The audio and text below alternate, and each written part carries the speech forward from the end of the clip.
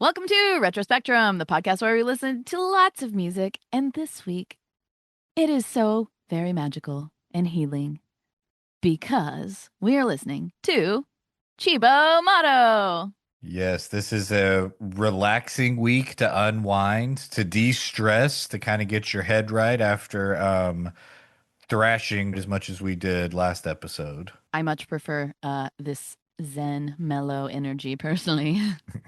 Yeah, it's definitely on the opposite end of the musical vibe spectrum.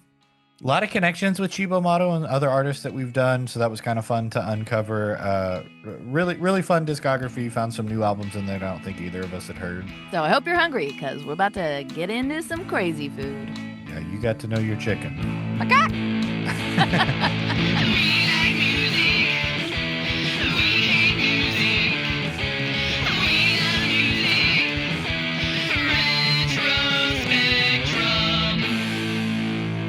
I spent all day yesterday printing art for this show, and it looks really good. Tell us what the show is first, and then we'll talk about what you're taking to it. It's just a fall festival and a youth powwow. I'm pretty excited about it. I think it's going to be cool. I'm excited that it's a youth powwow because I feel like that means hopefully that there will be some newness. Is it specifically Choctaw? No, most powwows are multi-tribal. So what's the powwow? What's happening there? Give me some deets. All I really know about it is it's a youth powwow and there's going to be a bunch of vendors. It's at the Myriad Gardens. It's going to be really pretty. I think it's going to be really fun and cool. I'm pretty excited about it. I bought a booth without really doing too much planning ahead. And so I've kind of spent the last couple weeks kind of scrambling to figure out what the fuck is going on.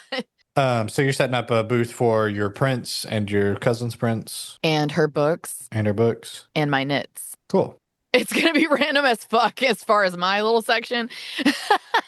Because also I didn't have a canopy tent. Everybody's going to have those canopy tents and I didn't have one and I didn't want to spend the money for one because they're fucking expensive. And I'm broke as shit. Like that's why I'm doing a goddamn craft fair, you know what I mean? I already had to spend a bunch of money to be able to have the products to sell, you know? So found a fucking patio umbrella for sale yesterday for $20. So I zooped over and grabbed that. It was the ugliest colored one, and that was the only one that was for sale. Was the ugly one. So it's just going to be a table with your patio umbrella set up over it? Yep. Yeah.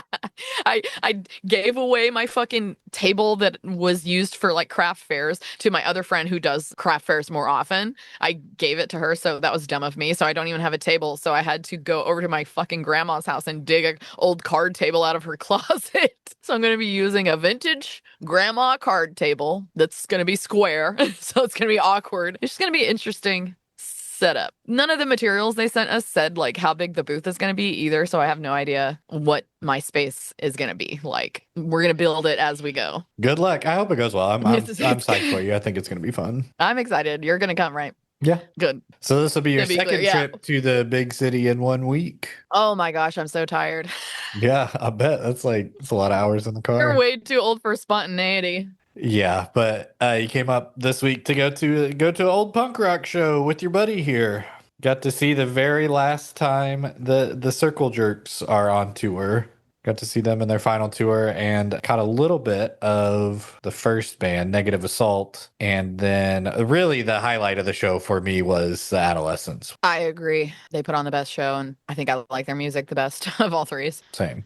I had seen the name for sure, and I definitely knew that song off the Tony Hawk soundtrack, but I had never listened to them. And now after buying one of their records, it sounds just as good recorded as it does live. It's very much in the vein of a lot of bands that I listened to. I just never, there's so many bands that I just, if you didn't buy the CD at the time, there wasn't a time to listen to them. And I feel like they fall into that for me. Yeah. And now they're like, I think all the original members are dead or something. There's not a tribute band necessarily.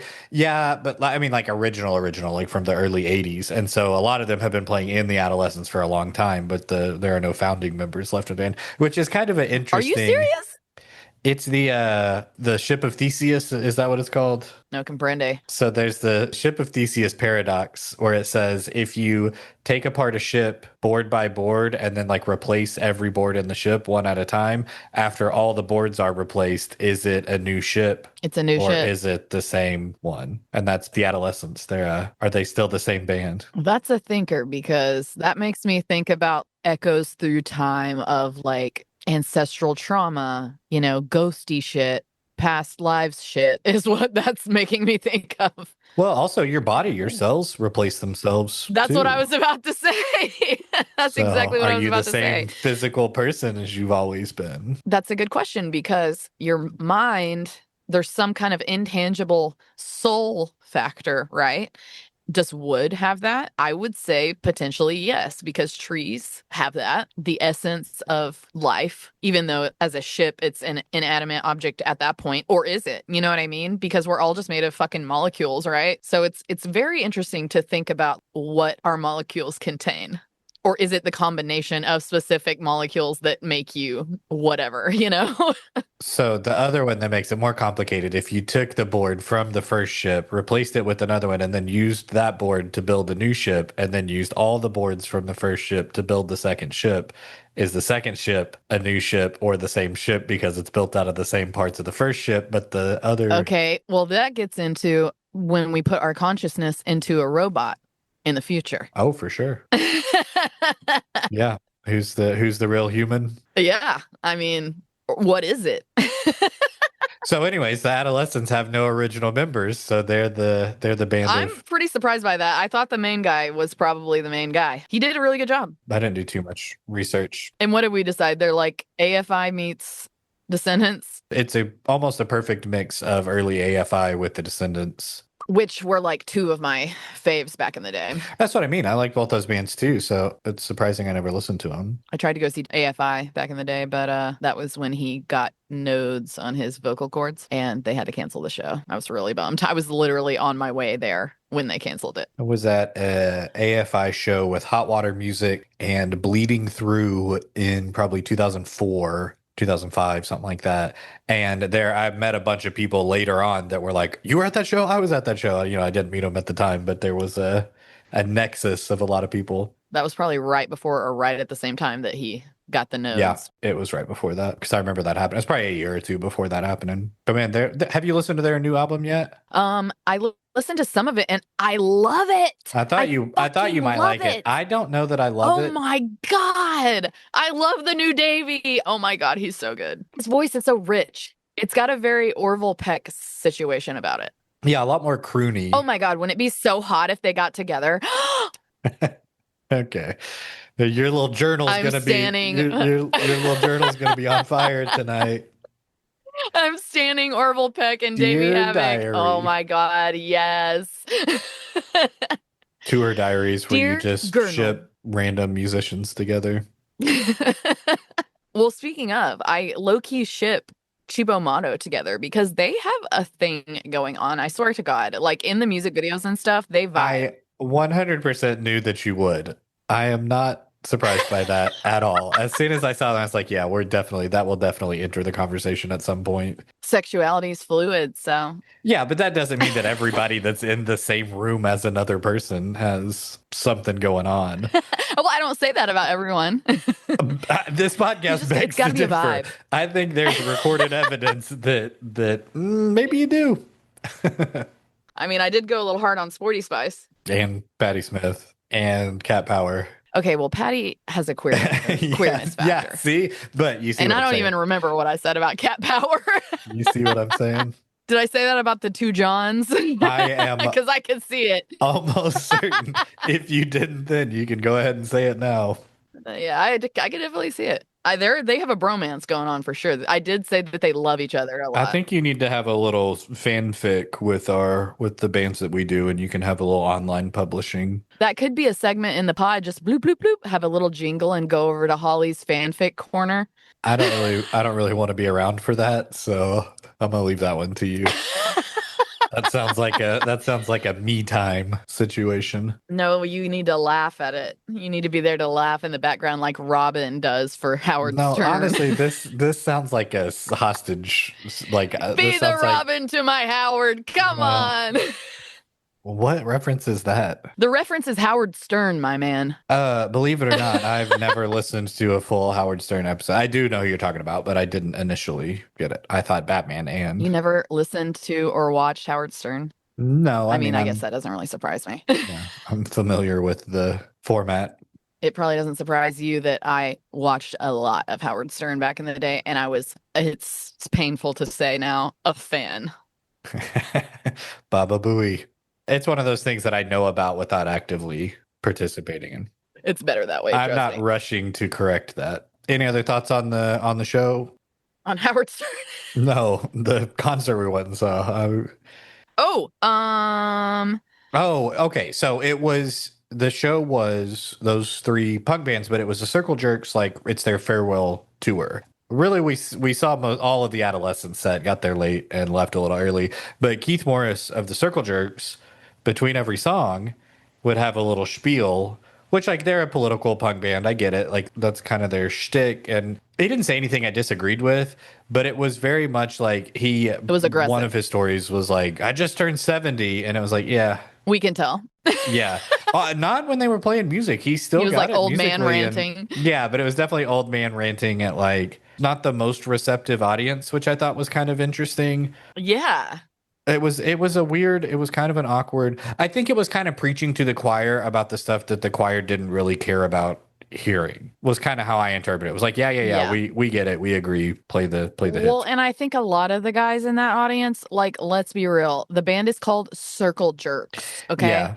What kind of listener is that going to draw back in the day? Dumbass teenage boys, you know what I mean? So Yeah. like those dumbass teenage boys just grew into mostly probably dumbass older white men. You know what I mean? Yeah. So like I don't necessarily think that a lot of the people there were on the page, you know what I mean? It didn't feel Like that that one guy was way. flipping off and he pointed out that, you know, that he was flipping off and like there was a dissenter, at least one dissenter in the audience. Yeah. The audience was extremely male, white male, Yeah, like for sure. a certain age, and they all pretty much looked exactly the same. There was about Pretty much every 1,000 dude copies there of the was same like dude. had a beard. It was very interesting. It was a If very you interesting needed to get crowd. some work done on your car, like you could have found somebody to help you out.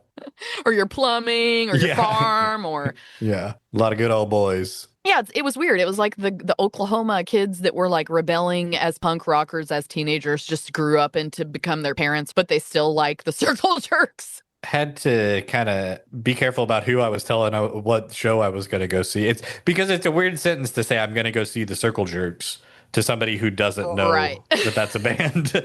That could mean a lot of things. Yeah, yeah.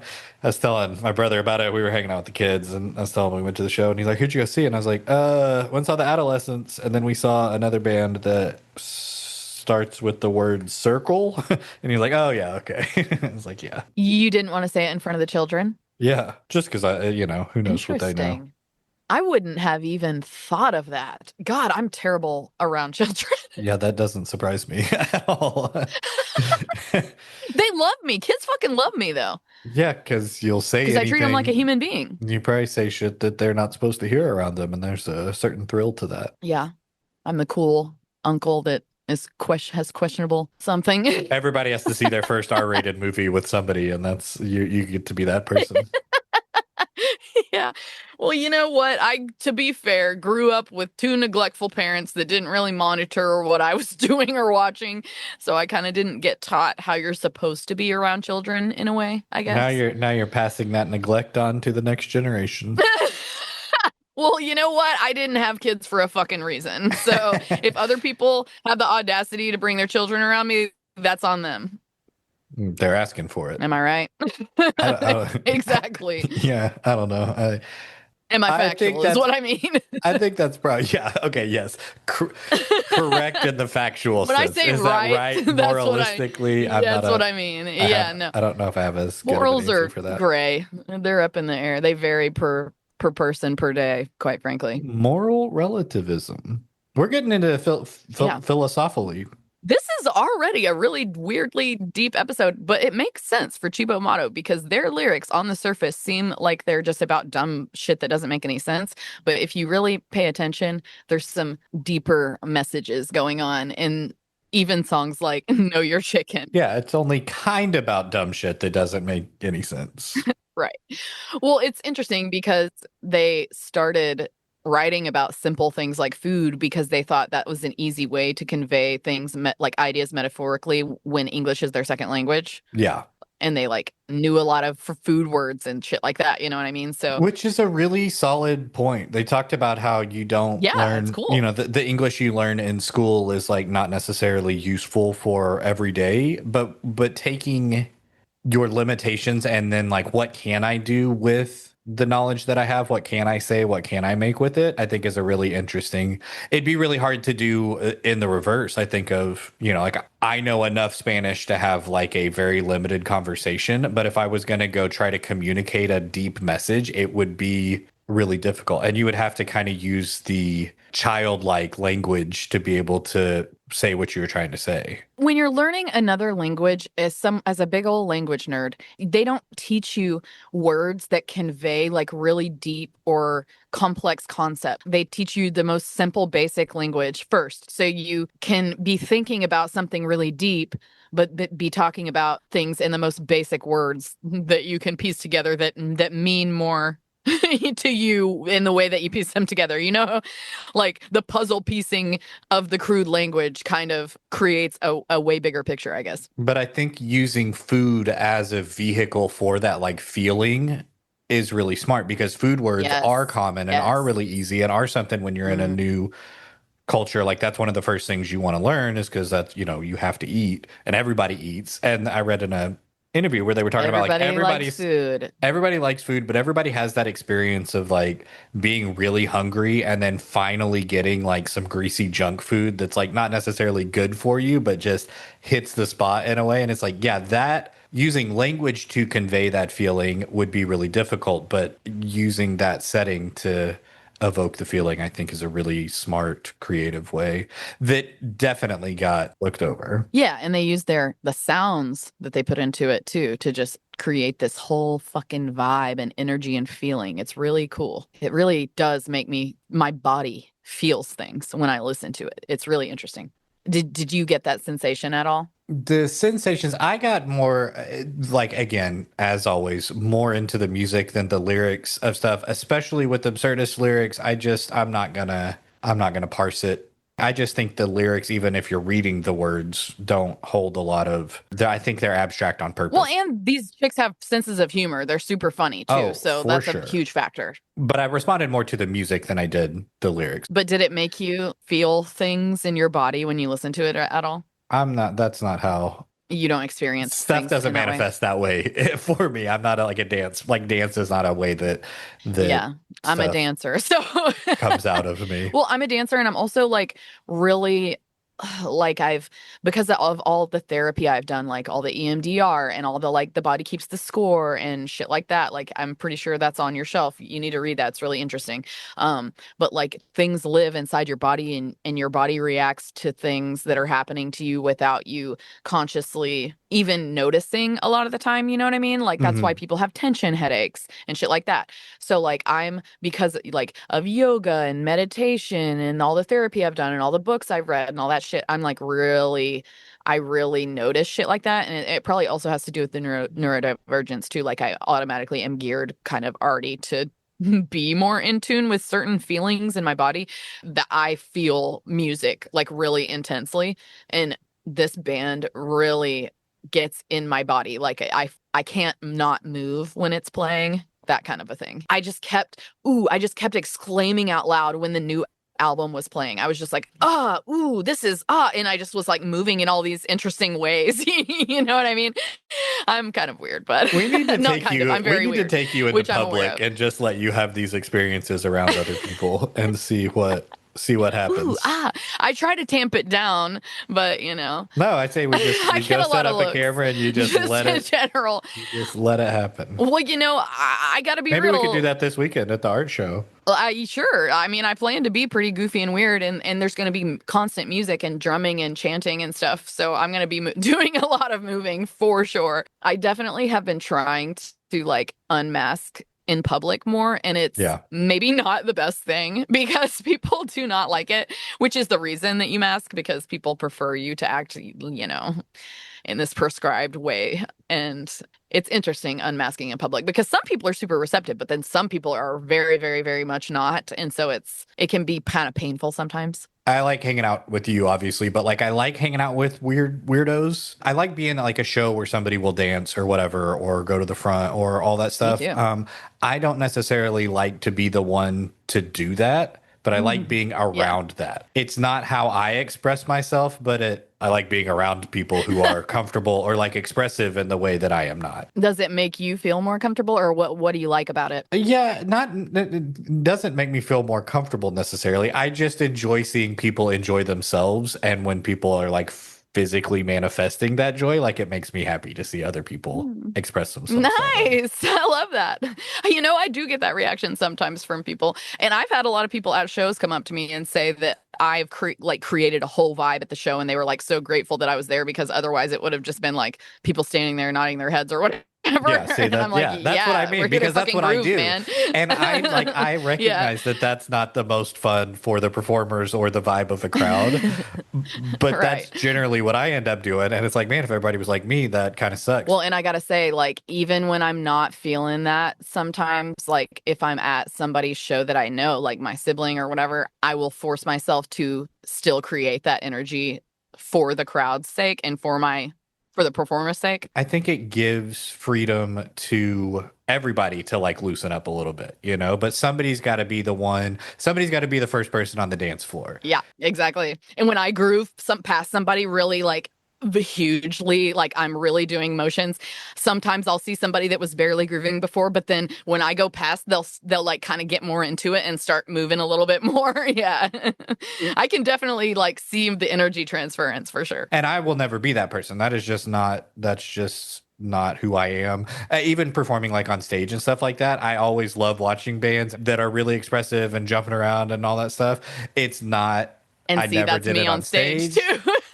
It just is not how, I don't know what it is, but my body doesn't express itself that way. But I like it. I like being around other people that do. I was It's thinking fun. about that at the concert the other day. I was like, it somehow like creates like a bubble of anything goes in this area. Yeah.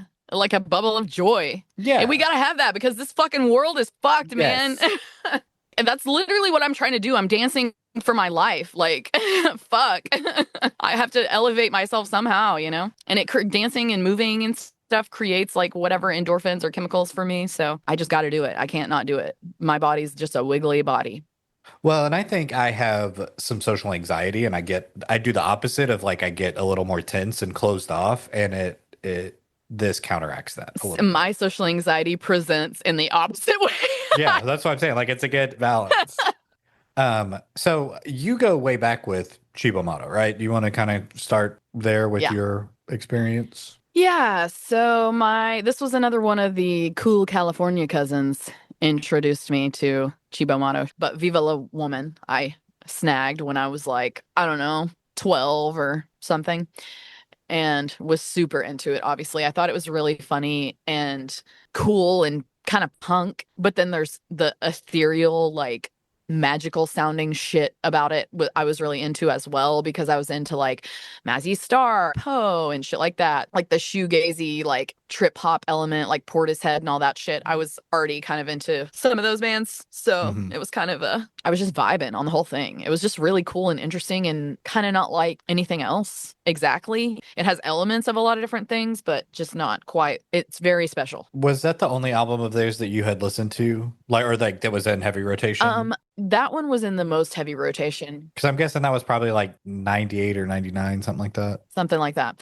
I listened to Super Relax and Stereotype A when I was like older, but I don't know if I had those albums or not. I don't think I did. I think I only had Viva La Woman. So the other two I just would have listened to randomly, who knows where. And then I liked them, but I didn't know every single song, every detail of every song like I do the other one, you know? And then were you aware of the later stuff after they reunited and all that? Had you listened to any of that? I did not know that they had that 2014 album, and I'm so fucking jazzed about it, dude. I'm so jazzed. Like, as I was listening to it for the first time, I was just kept saying out loud, like, I love this. I was just really exclaiming out loud a lot the whole time I was listening to it. So Viva La Woman, I had definitely heard that album a bunch of times. I had heard it. I think I was I feel like probably I introduced to had to them have, through you. yeah, Yeah. I think you showed me that I because I had to have remembered made you listen to that. I always connect them with songs about food, and that's definitely from the first album. That's where all of that comes from. And I mean, the name Cibo Matto. Okay, I saw two different translations of the name. One, the most common one was crazy food in Italian, but the one that I actually like Yes. feels more correct is food madness. Or food crazy, because that's actually Chibo means food, motto means crazy. But I So think it's like actually, the Spanish where literal you, translation is food crazy. Yes, I get that. But I feel like the whole idea and concept is that you're crazy about food. which I think is why food madness works as like Exactly. a better descriptor, being overcome with the madness for food. So I had read food crazy, but I feel like Well, food even the band madness is a themselves better. said it means crazy food, but it's like, yeah, the idea of it Yeah. is Again, it's that like the language meaning, the exactly feeling of the meaning.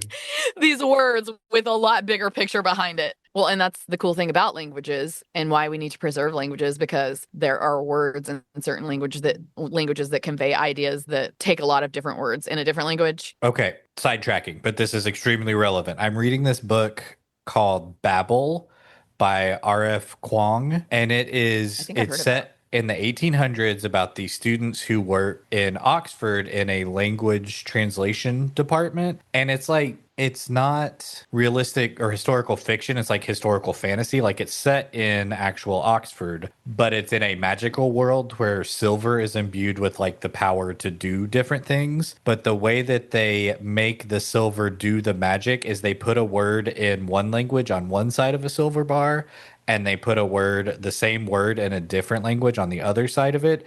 And the magical effect it has is the like lost meaning from this translation of a word to this translation of a word.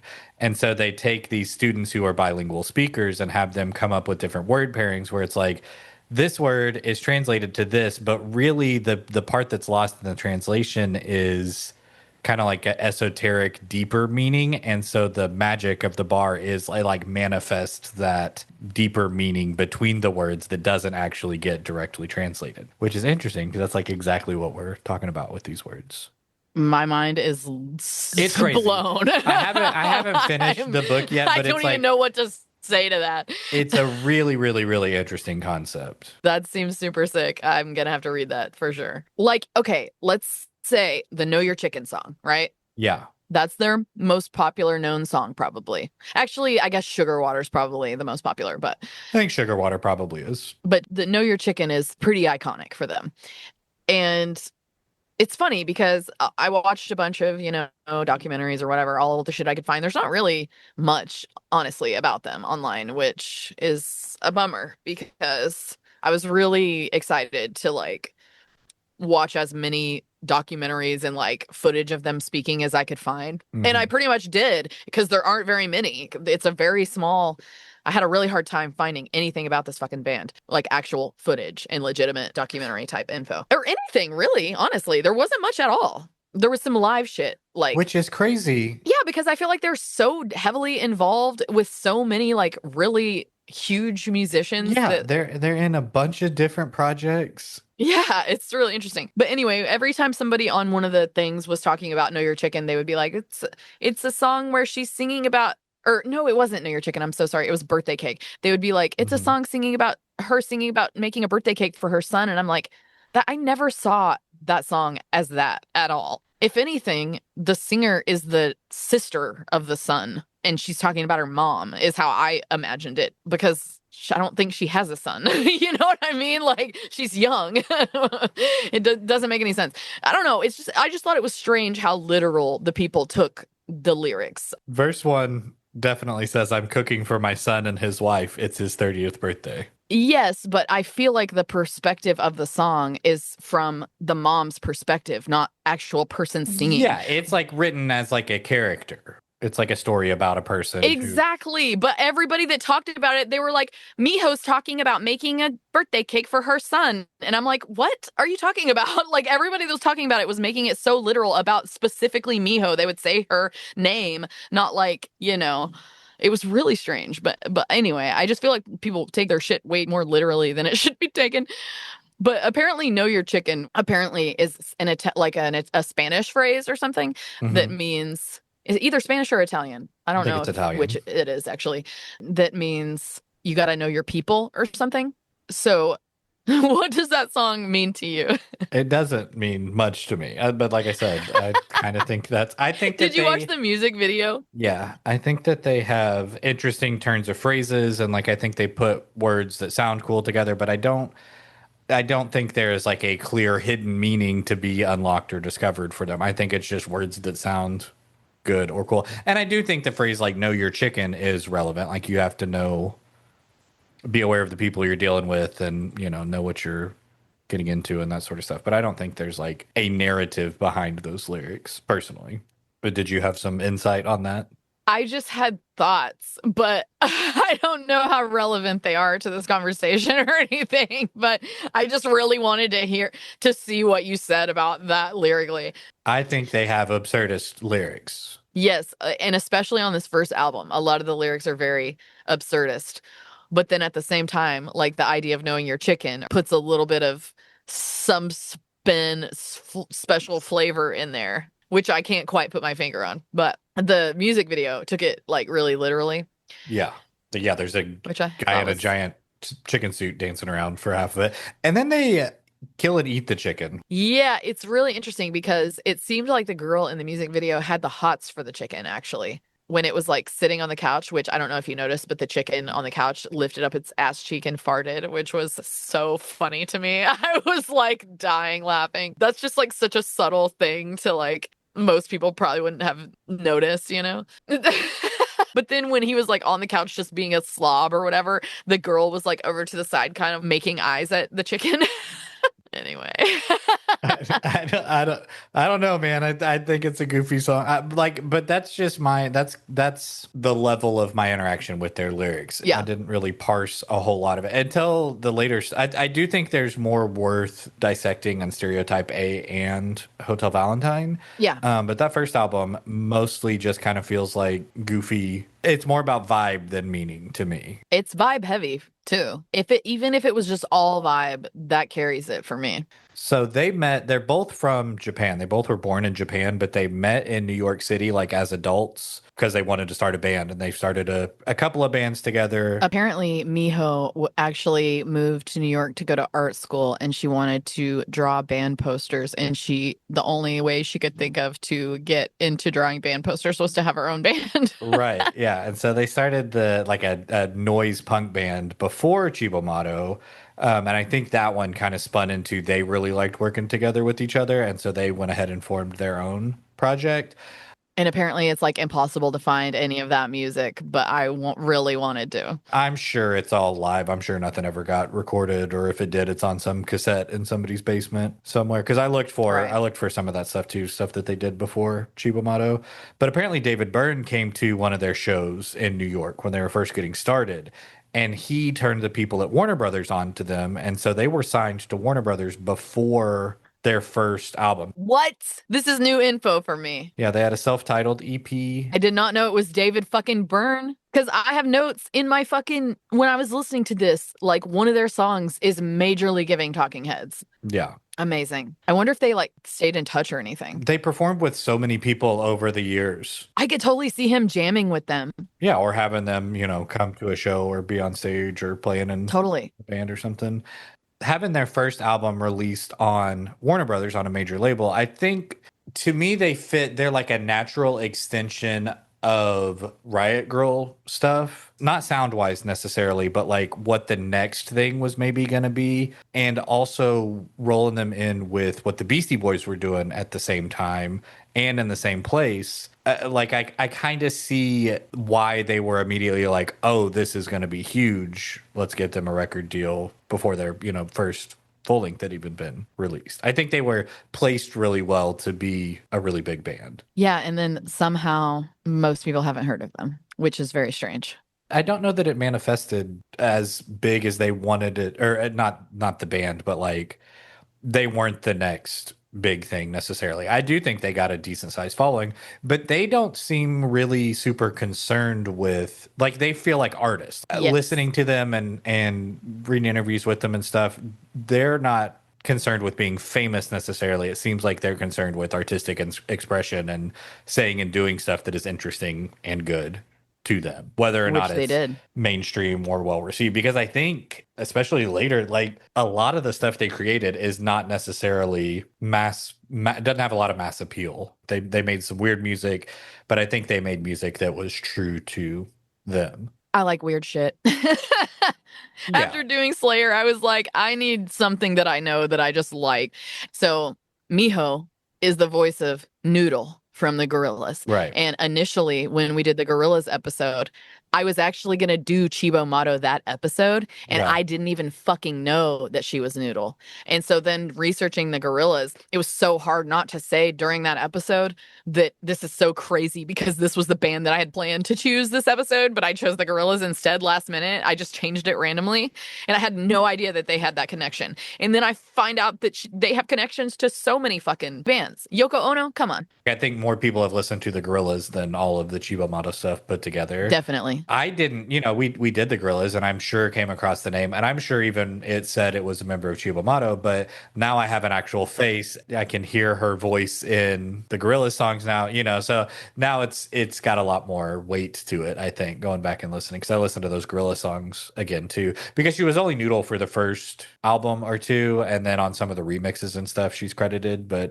I think it was really kind of the beginnings of Gorillaz, which is interesting because that's right after the end of, or like right at the end of the Cibo Matto's first run, right before they went on hiatus. The last thing from Viva La Woman is the music video for Sugar Water, which again, I think is probably their most famous song. The music video is directed by Michel Gondry, the French director who I am most familiar with because of the movie Be Kind, Rewind.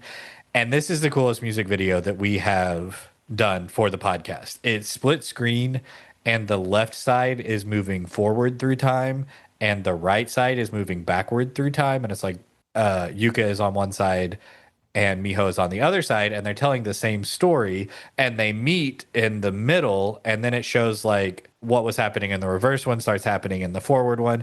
It was a video that I have thought about since watching it and like want to watch it on repeat to figure out how the things line up and how they timed everything. But that was a really fun music video, and I think they have a history of making really interesting music videos, which speaks to them as not just a musical group, but like a visual. I don't know. It's just like an art project more than a band. That music video is so super sick. Like, I watched it 5 times and I watched it in reverse a couple of times. It's the same shot, right? Like it's the exact same footage on both sides. That is some classic 90s music video shit right there. That It's is so so good. classic 90s shit. That's the best kind of music videos to me. It's like pretty low budget, visually looking, appears pretty low budget. But like the creativity behind it is everything. Like, so fucking fun. Have you ever seen the Radiohead video that he did for the song Knives Out? I don't know. What happens in the video? They're in like a hospital room, and it's like a single shot and all this crazy stuff happens, but you can tell it's all like practical effects. But you should watch the Radiohead. Yeah, when you said that, I assumed it was going to be Karma Police because that's one long shot. All of his stuff is kind of low. It looks low budget. Like he uses like cardboard and practical effects and like handmade, like kind of looks like arts and crafts stuff. But everything he does is Yes. so high concept that like I love those two things next to each other. Where it's like here's all this stuff that we hot glued Me together, too, yes. and then I'm doing That's this the vibe, dude. crazy, That's like the whole vibe of backwards, all of my forwards. performance art. That was one of my favorite things of theirs that they did. I think all their music videos are pretty good. That one's definitely the coolest one. Yeah, they're all cool though. The what's the song called? The Later Years, and when most of it's white. They did MFN and Deja Vu. Deja vu, that one. They had all these cool shapes coming up out of the Yeah. ground or whatever. And it was really interesting because it looked like it was just shot in like a cheap fucking hotel room or something. But Yeah. or maybe not cheap, but just a random hotel room or something. Like it seemed like a very basic room with one bed and they were just like sitting on the bed for the most part or just like standing in random places in the room. But then all this weird shit was coming up out of the floor and I don't know, it was cool.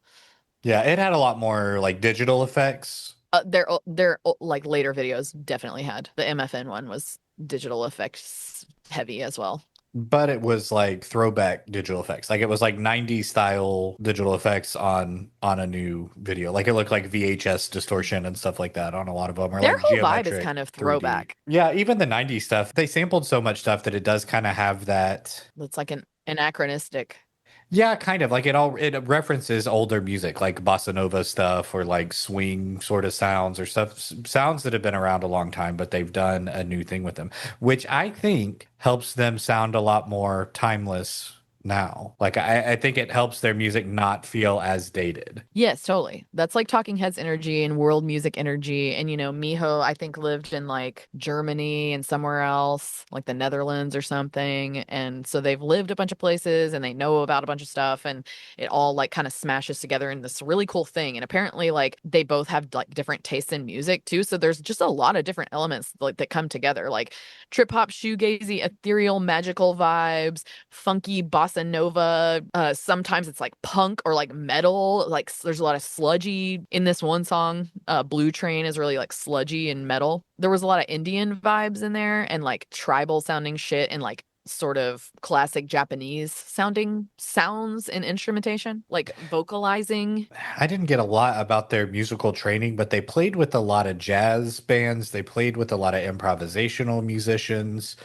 And clearly they have a like a unique understanding of music to be able to put all these things together to sound the way they do. The first one felt a lot more like sampled and taking little bits and pieces from other songs or acts or genres. Later on, I feel like they were kind of making their own thing, and I think they did a lot more live band stuff from the second album on, which I like both of them. I think they're both cool. But it reminded me a lot of like Paul's Boutique from Beastie Boys, where they were, oh, it was a lot of like Paul's Boutique with all the sampling, but a lot of the Tribe stuff with the jazz influence, where they were taking not straight up pop or even like funk And stuff. Beastie kind of got jazzy too. So, and I think it makes sense that they worked together and got along and stuff. But then there were some very Bikini Kill, like screaming punk rock elements too. Yeah. Like the Birthday Cake song is very like screaming in your face and punk sounding. Yes. I don't think it has the clarity of message that Bikini Kill did and a lot of punk music does, but I do think sonically, definitely, there was some of that influence in there.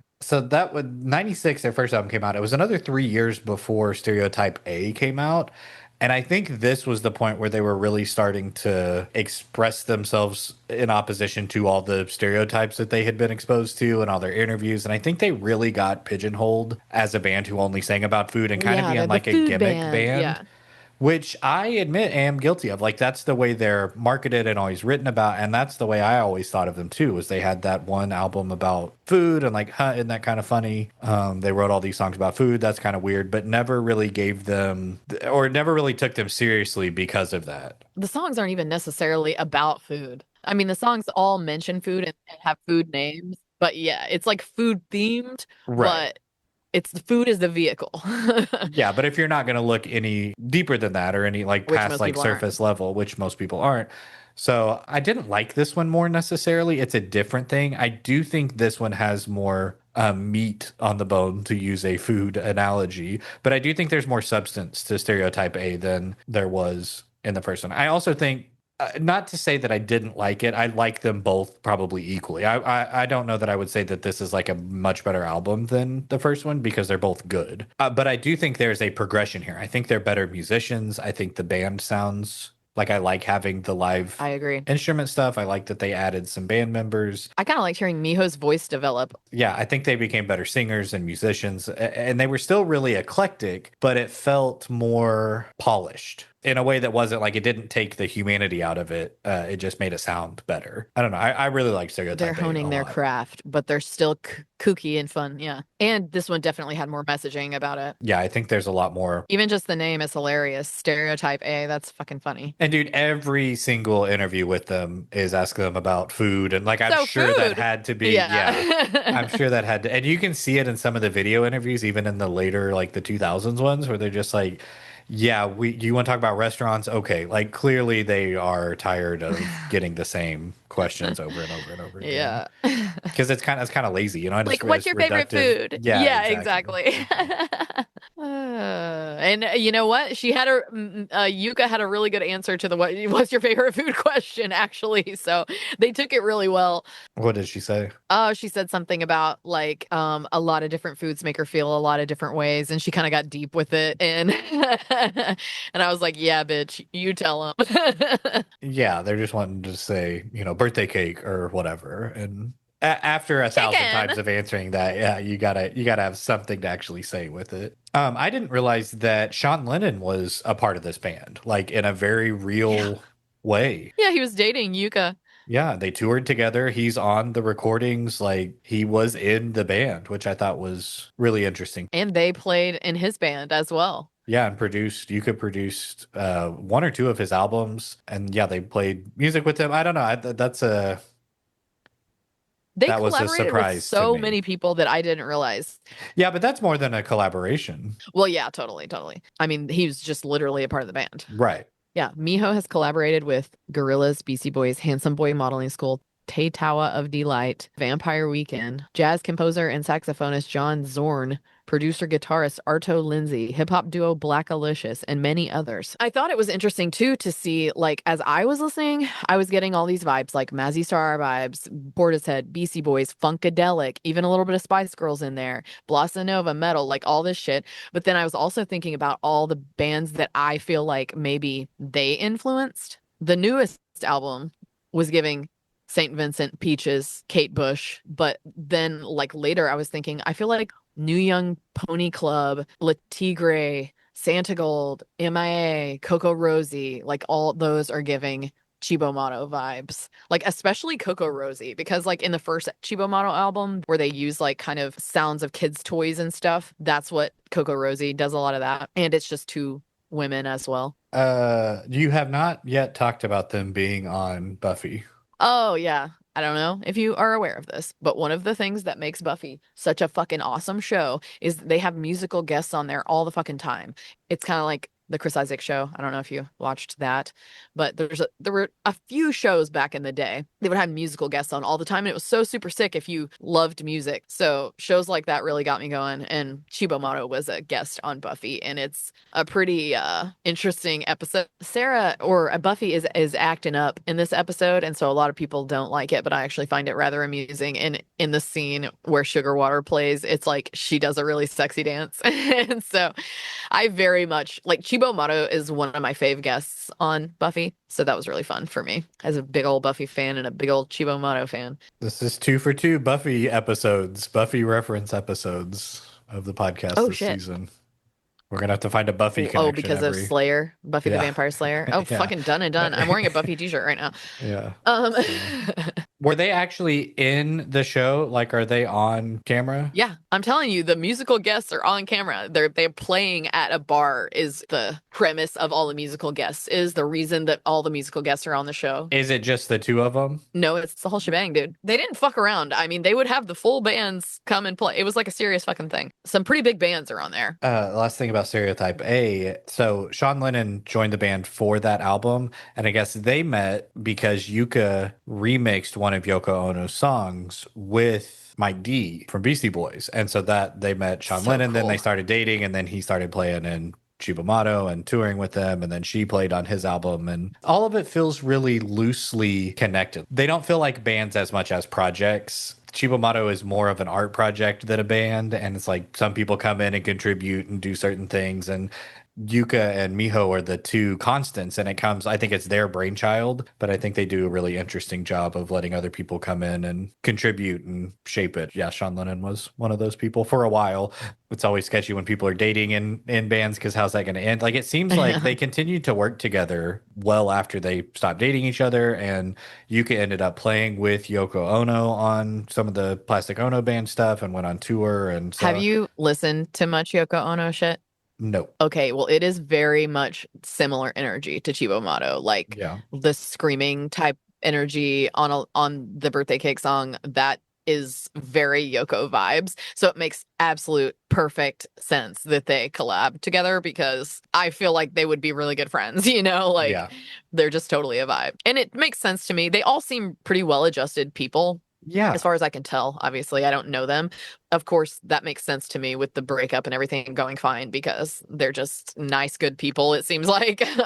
They broke up in 2001, and it just feels like everybody wanted to do other things. I'm sure Miho had already been doing stuff with the Gorillas at that point. They both released solo albums. They both collaborated with a bunch of different people. They're just artists just chilling, popping in and out of their own little projects in their flow or whatever. Yeah, and the way they talk about Cibo Matto is it's not something they're in control of, and if they want to contribute to it, they will, and if they don't, they're going to go work on other stuff. And it didn't feel like there was any bad blood or any pressure or any of the normal like bickering or stuff that usually coincides with bands breaking up. Did you listen to any of Yuka's solo stuff that she released during the hiatus? Is it just under her name? Yeah. No. I listened to Butter oh 08 though. We gotta talk about Butter Oh 08. But Yuka's solo stuff is all like instrumental jazz, like very avant-garde.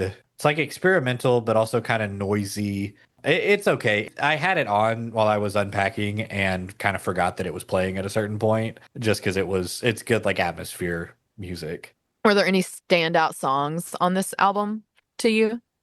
On Stereotype A, Yeah. I thought you would like the horns on King of Silence because there was a lot of like jazzy horn action. a lot of horns. I didn't listen. I like King of Silence. I like Stone.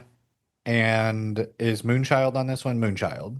Moonchild. I think that's the most loved song on this album. Yeah, I'm looking at the plays, and it's like all of those have the most plays. So they're good songs, though. Yeah. Blue Train is the really sludgy one, but both of the Sunday songs I really, really liked. Oh my God, I really liked those. And then the Mortming one is giving horror sci-fi soundtrack. It was just really fun. Oh, does this one have Sci-Fi Wasabi on it? Yeah, Sci-Fi Wasabi is a good song too. Yes, that's also the most universally loved on this album. Actually, that one's probably the most, and then Moonchild's probably second because Sci-Fi Wasabi is most similar to their other shit. It's the most Beastie Yes. Boys rapish, Yeah, they kind of moved away from the rap hip hop on this album and went more towards like dream pop. which I personally really dig. Yeah, I love that dreamy ass shoegazy shit. Like I like the hip hop stuff. It was a lot of fun, but I could also see why they would move away from it. It does feel like that moving away from that let them be a little bit more it's serious. kind of like I one think. note, I guess. Yeah, a little Exactly. bit. And when you're pigeonholed as like a gimmick band, if that is your gimmick, then you do something different. So they went on hiatus from 2001 until 2011 when they got together for a Fukushima fundraiser show to raise money for the tsunami relief. And I guess after that decided to start collaborating again together. They worked on their last album, their third album, for like 2 years, and then eventually released it in 2014. How did you feel about Hotel Valentine? It was so beautiful, and they dropped it on Valentine's Day, which is gimmicky, but I don't care. I love them so much; they can do whatever they want. 2014. Like it was so cute and sweet. It's so good. That's so good.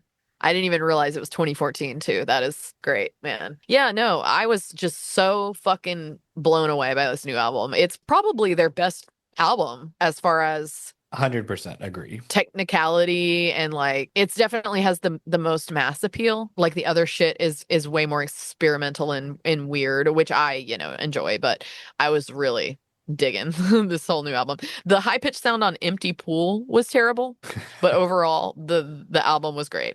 My ears can't handle a certain frequency. I like that it is a concept album. Like it's about like basically a haunted hotel And every song is like about a ghost. The first song is called Check In, the last song is called Check Out. I thought that was cute too. It doesn't tell the story of the hotel as much as just like, here are some things that happen in this hotel. Here's one about housekeeping. Here's one about a ghost girl. The Ghost Girl song was the one with the guitar and drums and vibe, reminded me of the Great Curve, the Talking Head song. It sounds almost fucking identical. Like it's so fucking similar to that. I was like really impressed. I don't know. It's a great song. The whole album was just great. Have you ever seen the Live on KEXP videos? It's a radio station out of Portland. Yeah. Cibo Matto does a performance on there, and that's one of the songs that they do. And it's like 15 minutes. They do 3 or 4 songs.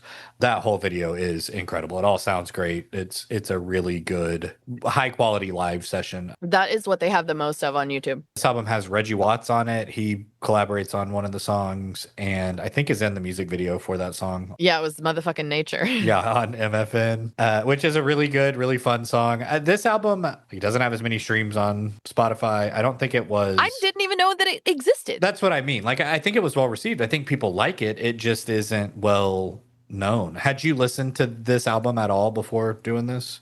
I did not know it fucking existed, period. Had no idea. Like, in 2014, I was homeless. You know what I mean? Yeah. I was going through some shit in 2014 and I didn't have the internet or electricity. So I was completely unaware that this album existed. I'm glad they got back together. I think they did a fun thing with their reunion. It felt new and fresh. It didn't feel like they were trying to capitalize on nostalgia. I don't think they're interested in that at all. I think they really just want to continue to make art and really push themselves. Miho wears big hats and makes like sculptures and shit. Like she's off doing her own fucking shit. Yeah, like I just think they're a couple of weirdo artists, and Cibo Matto is just like one manifestation of their many. I made a big list of all the stuff that they're in, and I tried to listen to some of it, but there's too much. Not all of it is available. A lot of it is like live only performances, or I don't know. I think they make really interesting artistic decisions. And I think the music is really good and interesting and fun. Because it doesn't take itself too seriously, too. It is art, but it also has a sense of humor. It's like the perfect balance of all the things. In a way that's not like mean. They're not making fun of people or being shitty or condescending. They're just having a good time. They're just fun and silly.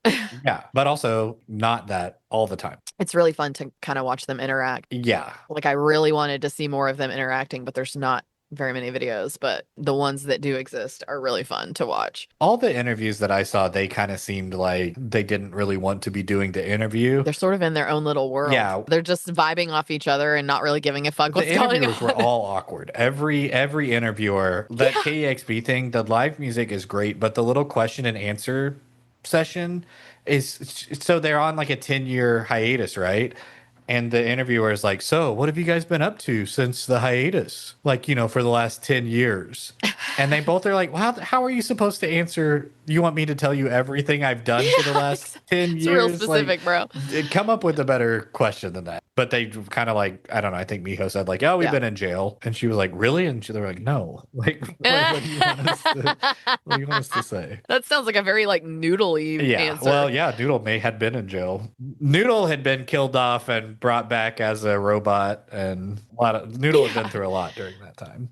And they split up again in 2017, and again it felt really amicable, and it just felt like they both wanted to do their own thing. The problem with the band for the podcast, there wasn't a lot of drama. There's not a huge story arc. It seems like they were as successful as they wanted to be. They've made a bunch of really interesting music with a bunch of different people. There was no like crash and burn. There wasn't even really highs and lows. You may call that a problem. I call that a break. Well, it felt all pretty even keel through the whole thing, where they just did what they wanted to do. I'm just really busy this month, so it was great for me. It was, I think I text you listening to it about halfway through the first album. I texted, felt like nature was healing itself after listening to nothing but Slayer.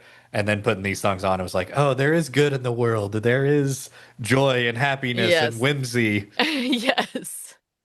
I just wanted to give us some of that for a second. The clouds parted and let a little sunshine in. Satan retreated. Yeah, back to hell with you. No, Satan started doing a little groovy dance. I don't care what Satan's up to, but he's got to do it somewhere else. So you recommend anywhere to start on this band? Any recommendations on how to listen to this band? Oh God, that's kind of hard actually, because they're just so, even within one album, there are just so many different sounds that you could really just start anywhere. There's only three albums, just listen to them all and shut the fuck up.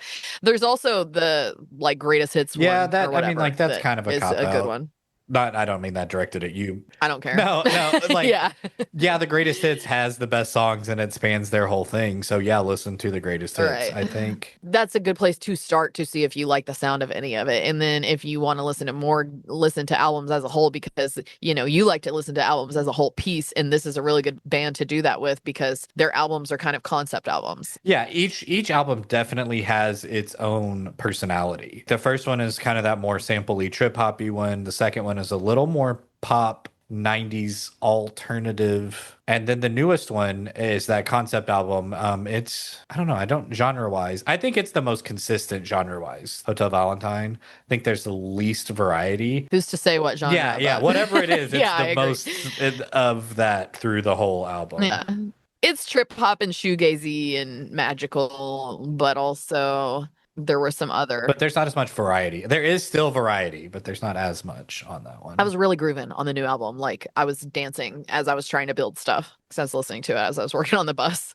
I liked all of it. I think it's all good. I think it's all worth listening to. And it's easy to listen to, too. This one was not a challenge. This was not a slog. I listened to each album like 5 times. Do you want to know what my actual favorite thing through this listening experience? Because I did do side projects and I did as much as I could find. You want to know what my favorite thing was that I listened to through the whole thing? Is it Butter? Yes, Butter '08, man. Yeah. Came out in '96, came out in Yeah. between their first and second albums.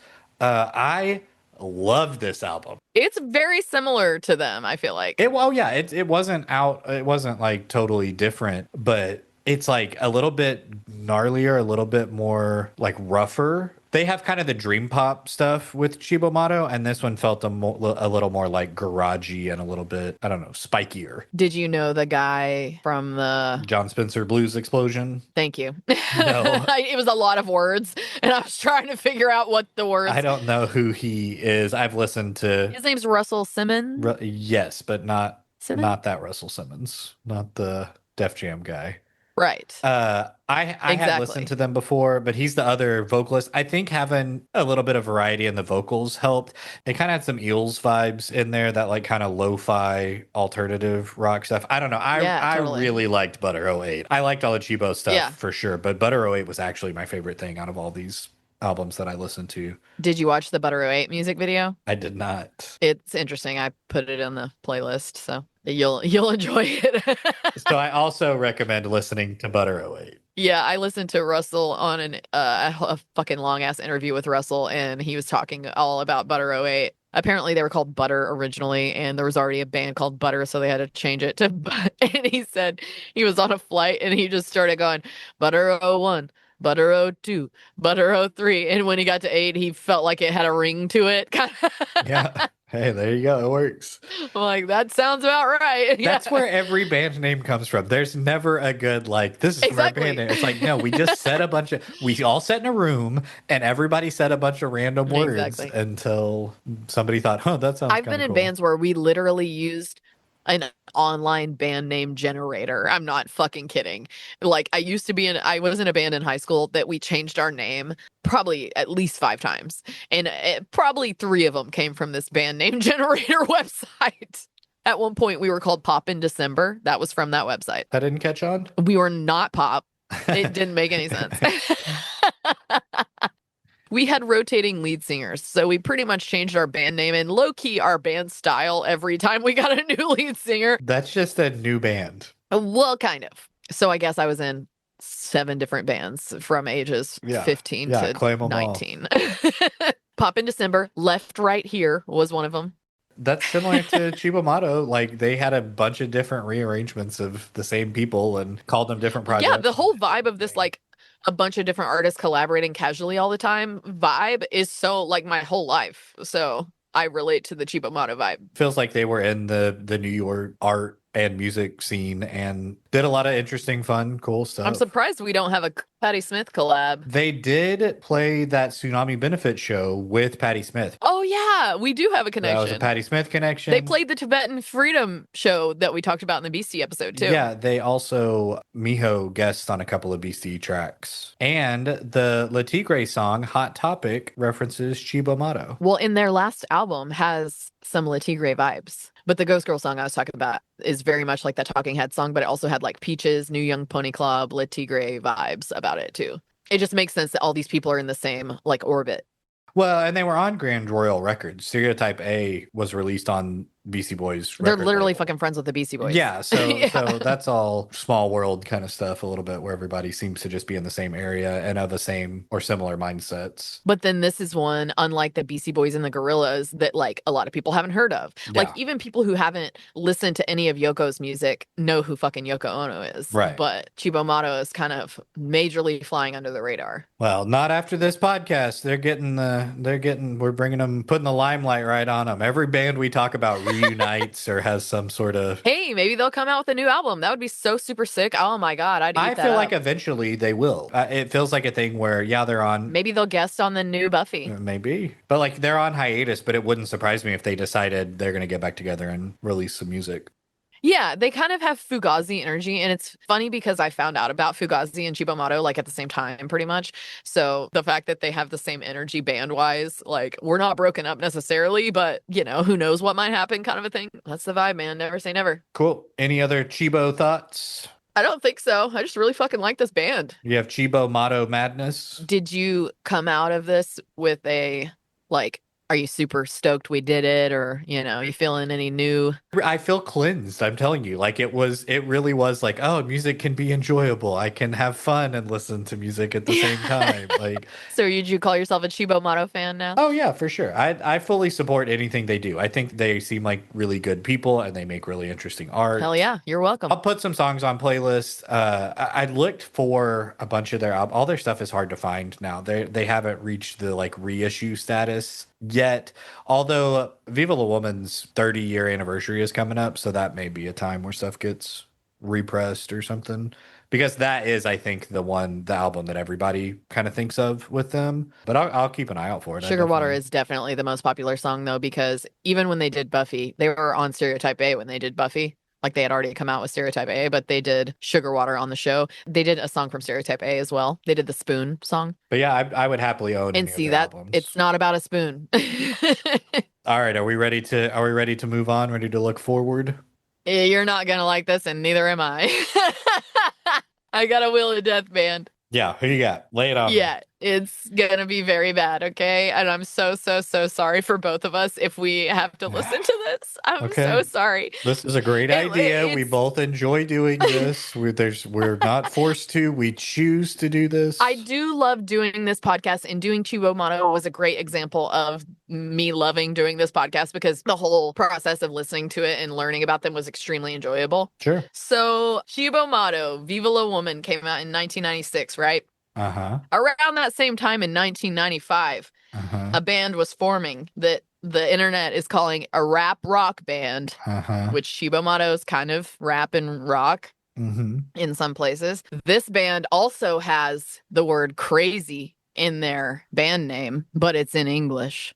We're going to do Crazy Town. Okay. You remember that really shitty band Yeah, from the late they 90s, started early in 95. Oh my God. That's when they formed, If according we to got Wikipedia. like multi-year experience Crazy Town and that's what we got, I cannot imagine what the early stuff sounds like. Well, they didn't come out with their first shit until 99 was when the first album came out. And 2000 was when they got popular with that Butterfly Oh song. yeah, who cares? That's 3 albums. That'll be just based on their album artwork. They are not gonna be good. Woof. Okay. Crazy food, crazy town, you know, Uh-huh, yeah. that's all I got. Town motto. Well, interesting way to choose your Wheel of Death entry. Okay, yeah, we'll hopefully not have to deal with that. If so, we'll get some tribal tattoos and pierce our lips, dye our tips blonde, and listen to Crazy Town. Wear some fake little devil horns. It's Cheetah. Whoa! Town. Oh my God. Cheetah motto. Crazy town. Yes. Oh boy. That's actually pretty good. That's What are the I odds? don't really like Oh the my God. cosmic lining up Fucking nailed because it. that I feel like is going to add odds that we're going to actually have We're to gonna do. have to listen to fucking Crazy Tanya. For the next artist, I have done zero research, but this is one that has been in my like rotation of artists that I want to listen to. I don't really know anything about them other than I have a vague understanding of what their genre is, but they're one of the bands that's like referenced as an example of the genre. It looks like they have only 8 albums, so I'm taking it easy on you, spanning from 1974 all the way up to 2017. The next band, the German band Kraftwerk. Oh, fun. Okay, interesting. Yeah, okay. Craftwork. That's with the K, right? Uh-huh. Kraftwerk with a K. And what genre is that? It's like electronic stuff or techno. That's part of why I want to listen to them because this is a genre that we haven't really explored. Yeah, it just says a German electronic band from Dusseldorf. Cool. So I don't know what it sounds like. I don't know Fun. that I've ever listened to them. I'm going into this almost completely blind. I definitely know a couple of songs at I'm least. sure that I've heard some. I don't know if I'll recognize them, but like the artwork and the name, and I don't know. They're just a band that I've always heard referenced and don't really know. So that's generally going to be my mode for choosing bands. I feel like we get to go down another dark alleyway, and hopefully we'll find something You we pick enjoy. bands you don't know if they're gonna suck or not. Yeah, there's And only then one I way to pick find bands out. that I know are good so to give us a break. That's kind of cheating to me, but to each their own. Well, but also doing Cibo Matto, I've loved them, but I didn't even know that they had that third album. So like this was really good for me to do because I found out this new album that is like now gonna be one of my fucking favorite albums. Like it's so good. And with doing a full discography, even bands that you like, very rarely have you heard every album or every song on every Exactly. album too. So Exactly. so it does help you kind of zero in and focus even on bands that you do like. I just like learning new stuff and like exploring new avenues and that sort of thing. So I don't think there's a right or wrong way to do it. I do think it's interesting that we have two different strategies for our We're choices. both killing it. All right, man. Let's look forward to the next episode, Craftwork. I hope it's good. Sorry if it's not. I'm not doing this one intentionally, so I'm gonna cross my fingers and hope that Well, we I'm enjoy this. excited. It'll be interesting. Yeah, and if it's not, we'll just put it on 2 times speed and probably not be able to tell the difference. Thanks for listening to Retro Spectrum. Be sure and leave us a 5-star review and follow along with us on all social media platforms at Retro Spectrum Pod. If you like what we do, subscribe to our Patreon at Retro Spectrum Pod for bonus episodes, playlists, and access to our Discord. Hope you enjoyed the show. See you next time.